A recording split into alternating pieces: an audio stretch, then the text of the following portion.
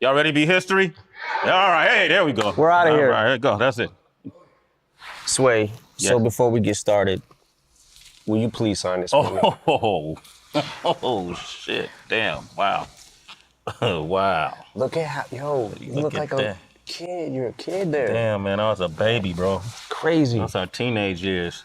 Y'all didn't know I had bars once upon a time, huh?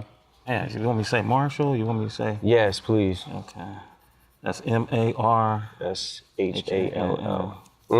Yeah, there you go. Look Hell at that, yeah, man. I man. signed a vinyl for him, man. Look at that, man. Look at. Incredible. Look Yo, at that shit. man, your signature's so much better than mine. Thanks, man. Yeah, no problem, man.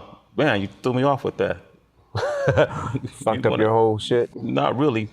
Just impressed that you dug that deep in the crates, man. I didn't know you. I'm always digging in the crates.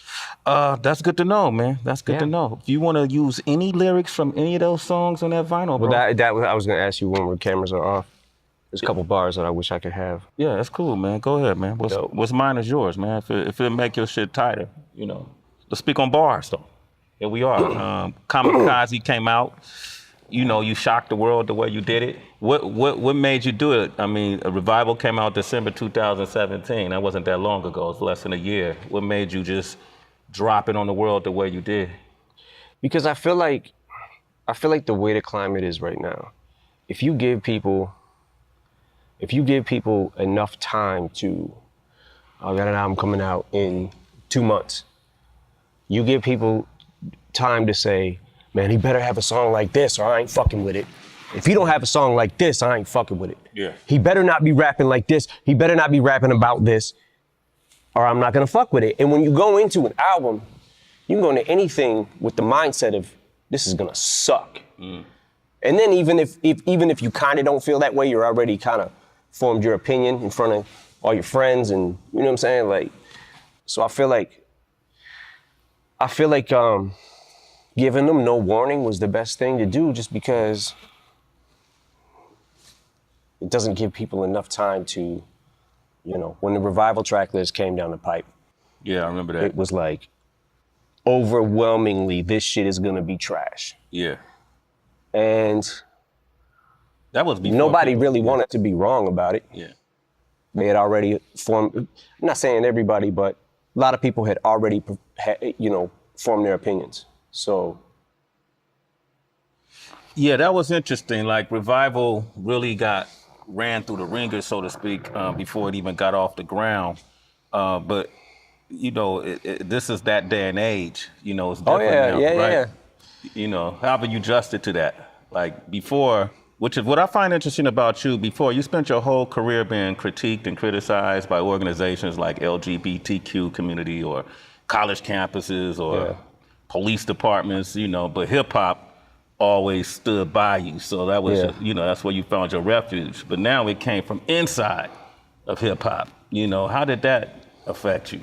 Me sitting back and seeing things that I saw, it was kind of like, I felt a bunch of different ways. I felt like, okay, maybe because it doesn't sound like everything else and what most people are doing, maybe that was what tainted their ear.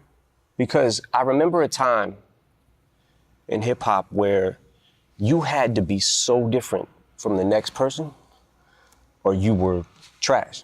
There's a shift somewhere that happened that if it doesn't sound like everything else, then it's trash automatically. Yeah. And I just sat back like, okay, all right, I can take that. It's not like I can't take constructive criticism, but I feel like it kind of went beyond constructive criticism. So I had to go back to it and look, I have made albums that definitely probably would not be the top of my list. Encore. Okay. Relapse, which I believe Encore is a better album than Relapse. Relapse is something that I looked at in a couple of years, went back to and cringed at. I was like, oh, Jesus Christ, I didn't even realize I was doing that many accents. I just started, for whatever reason, I just got into it and was just like, started on this weird serial killer vibe kind of thing. Yeah. And started wanting to talk crazy and started bending words more. And the only way you can bend them is with this accent, trying to use this one. Like, And a couple years later, in making recovery and slipping out of that, getting out of the accents and beyond it, made recovery. Yeah. And I always say that if it wasn't for relapse, I wouldn't have been able to make recovery. And if it wasn't for revival, I wouldn't have been able to make this album. So I'm good with it. It just, some people more than others went a little far with it. A little far with it. I want to get into that too. And I almost, when I listen to Kamikaze and I hear some people say, man, that's the vintage M we wanted. We wanted Shady back, right? And when I listen to it, man, I have to admit, man, I hear something in you on this album that kind of made me rejoice in a way I've done in the past. I like the fact that you're not running from the criticism. I like the fact that in this digital age, you're not, cowering and then reforming to what people think you should sound like or how people think you should act, and you're calling it out. And I actually like some of these review shows that you see on YouTube, and they take people's music and they have fun with it. I look at these kids, and I see us when we were young. I see myself when I was younger before YouTube, and we'll go through a G-Rap album and, oh, this was dope, that was dope. A Far Side album, this was dope. Yeah. They just kind of doing that, right? And you address them. So you're that in tuned, like in the beginning of the Ringer, when you talk about if you critique me, you can make millions. If I critique you, there's nothing I really. Yeah, it gets into the territory where it's like you got, okay, so since the internet has become what the internet's become, and since YouTube and all that, you've got so many, how can I say this? It's almost like not enough Indians, too many chiefs. So it's like everybody on the internet, and in hip hop especially, it seems like either a rapper, a DJ, a writer, a producer, has something to do with it. And I love the fact that so many people now have been able to get on easier than it was for me or you back in the day, because we didn't have this platform. So I appreciate the platform. It's just that now you've got people that not only are doing the same thing and they can do it better, but you've got people who don't do anything and are just critiquing it.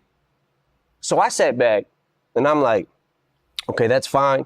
People can talk crazy about me. That's fine. They should express themselves, and they have a right to. But I also get to say whatever the fuck I want about you now.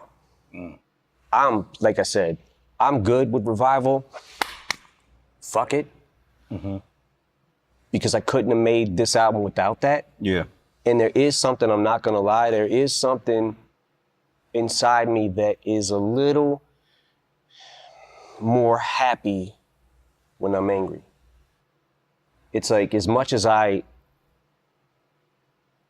bad as it feels to be there, there's also something about it, there's a rush of it that I like, because it inspires me to say something back. So you get in that weird area too, where it's like, oh, he says he doesn't care about what anybody thinks about him, but now he cares about what everybody thinks about him. No, he's just saying he don't care. He'll say anything he wants about you if you say it about him, because he doesn't care. Like, there's so many different levels to not caring about shit. You know what I'm saying? But it was interesting. It was definitely interesting, because I'm like, how fucking off is my ear? Yeah. Jesus Christ. Like, and then it was interesting to watch the reaction of the Chloroseptic remix verse that I did. Yeah, with 2 Chainz, and you put that out in January, and you touched on, you guys formed your opinion just from a track. And that's where I was at. Yeah. At that point in time, that's definitely where I was at. But I watched people going, oh, why wasn't this on Revival? Honestly, what if I said it was on Revival? You won't know, because you didn't listen probably. Yeah. But I kind of felt like, okay, I guess this is what people might want. Because I'm always stuck in that, what the fuck do people want? Like you were saying, that the old M is back and he's too old to be the old M. He can't do, like, no matter what, when I zigged, I should have zagged. No matter what, you got half and half every fucking single time. You kind of say that. You allude to it in one of the songs where you said you set the bar so high that, you know, at this point, you know, everything's considered a failure. Like you're almost competing with yourself. Yeah. And you touch on it a lot in every song. Well, not every song, but majority of songs you touch on it, I appreciate. But I have to, like, the Joe Budden thing is really interesting because that, along with MGK, of course, is making a lot of noise out there. Mm-hmm. And it throws a lot of folks off. When Joe first started commenting, it was mixed reaction. Some people said it was disloyal. Some people said, man, he's entitled to his opinion. Mm-hmm.